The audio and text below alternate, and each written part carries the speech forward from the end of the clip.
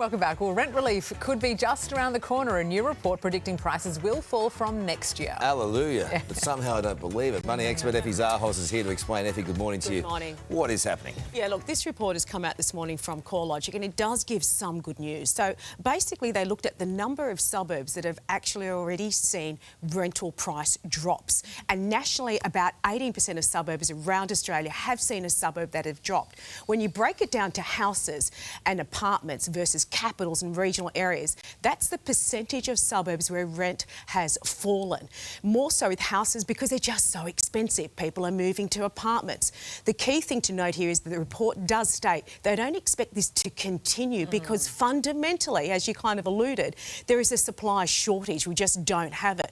But the good news for next year, if rates do drop, then that's going to be reflected in actual prices for rentals because investors will start jumping in.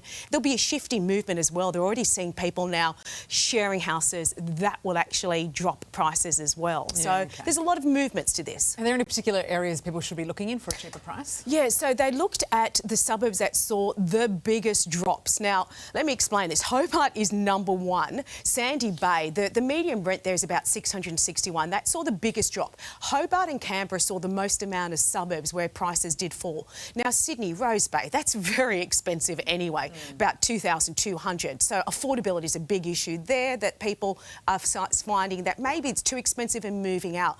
Melbourne, well, that's actually in the Mornington Peninsula area. It's not that expensive, but according to CoreLogic, what we saw during the pandemic, everyone kind of wanted to get in there, inflated the prices, and now they're kind of What about affordable suburbs? So this is what I asked CoreLogic. I want to know, OK, this is great because some of these prices are very expensive anyways, rental. Find me suburbs that are about 10 to 20% below the median. So look, there are some options there. Most of them are units, not houses.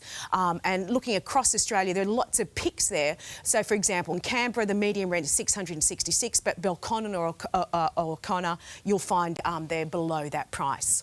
All right, now there's been a lot of debate, obviously, around how often rent can increase. Where are we at with that? And we've seen some changes that have happened too. So Queensland just recently changed it. It used to be every 6 months, now it's 12 months. This is general. If you're on a fixed contract, it's typically at the end of the lease.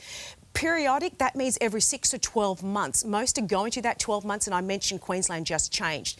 Now, the amount, this has been a big topic. Do we cap it? Do we not? Typically, there is no limit. The market drives it, although the ACT does have a limit around the CPI. Good on you, Effie. Thank you so much. Thanks, It is Effie. coming up to 8 o'clock. Hey there, Today fans. Sarah and... What's my name again? Oh my goodness, Carl. Hey, thanks for watching our YouTube channel, though. Subscribe now for more news, special reports, and amazing Aussie stories. And Carl misbehaving, Whoa, of course. that never happens. Always happens. What's she talking about? Always happens.